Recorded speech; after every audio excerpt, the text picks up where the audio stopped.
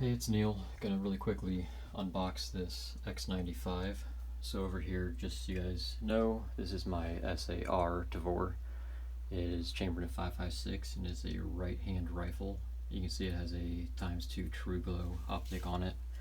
Chamber indicator in so that I don't have to shade it, it's empty.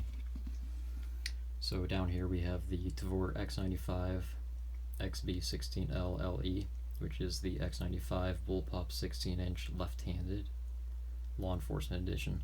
So this is chambered also in 5.56.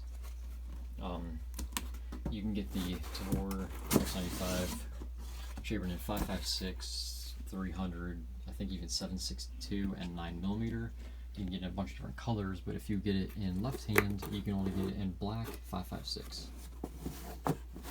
So you can see that they included all the nice and essential stuff that you'd want, including a Magpul windowed magazine, some sling clips which attach to points on either side of the firearm, right here, here, or here.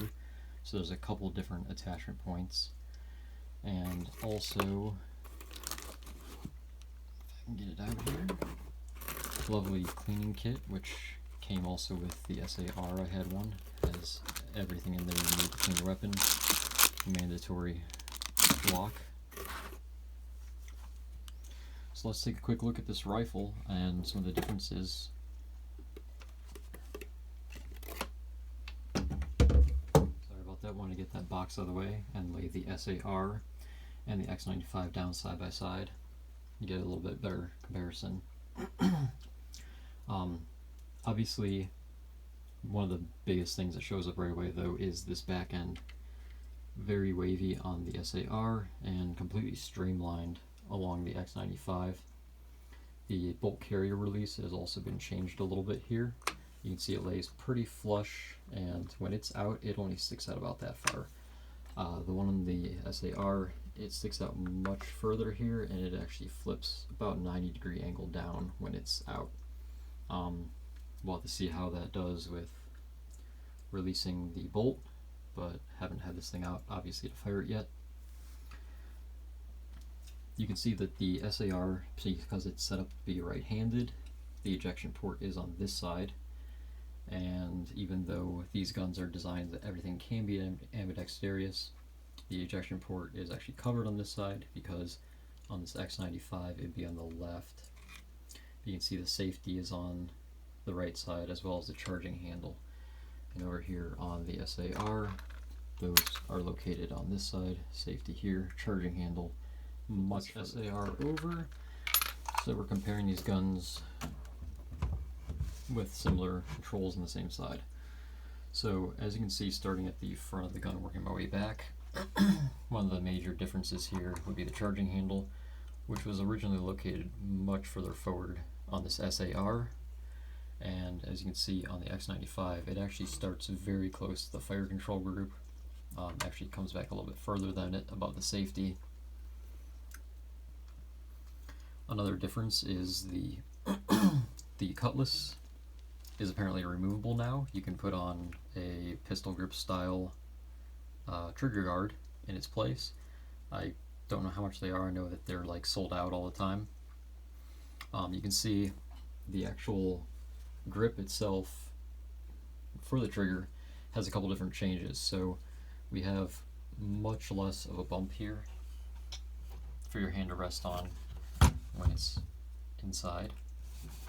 And on the X95, you'll notice that there's not only a larger notch, but there's also a second one, so that you can get very good purchase on there. The grip is also a little bit more ergonomic, shape to your hand, and actually a steeper angle to the rest of the gun. Another point right there is that the magazine release has been moved. It's now more like an AR. Of course it's ambidextrous, so this button is on both sides. It used to be that it was right back here,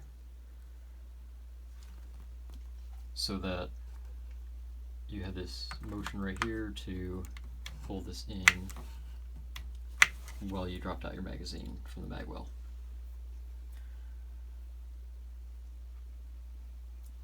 So one other nice thing I feel that they did on this gun that I'm looking forward to is this front grip. So the front grip on the SAR is just kind of a solid piece of plastic. I think it's removable only so that you can get in if you wanted to install where this button is for a light group. On the X95 there are these, it's actually a quad rail underneath here. So if you press this in and you can slide this right off, and you have a pick rail, which there's one on this side. This bottom part also comes off, and the left side. So big difference of that was on the SAR, you really only, besides your main rail, had this 45 mounted rail at the front for an accessory. Not good for much of anything else. No real way that you could put a foregrip on this thing. Should be able to do that on this X95 though. And this cover simply slides right back on. It was really nice that they actually included these covers and that it wasn't an accessory that had to be purchased separately. One other thing with both of these firearms is the integrated pop-up sights. So on our top main rail here, we actually have a fold-out front sight and a fold-out peep. And the front is actually tritium coated, so it'll glow in the dark or low light.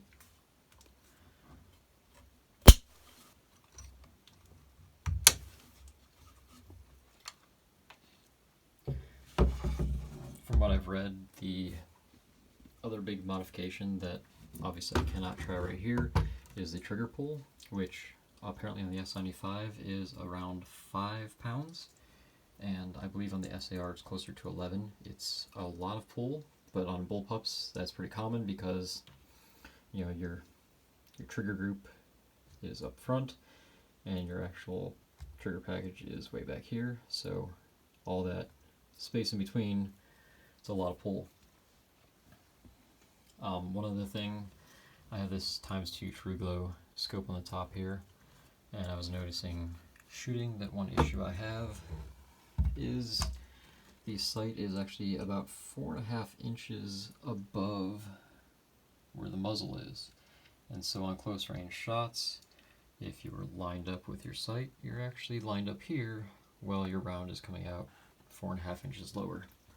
So it can make a pretty substantial difference on those close range shots. I'll have to see if there's some way that I can accommodate for that besides just knowing really closer on those shots.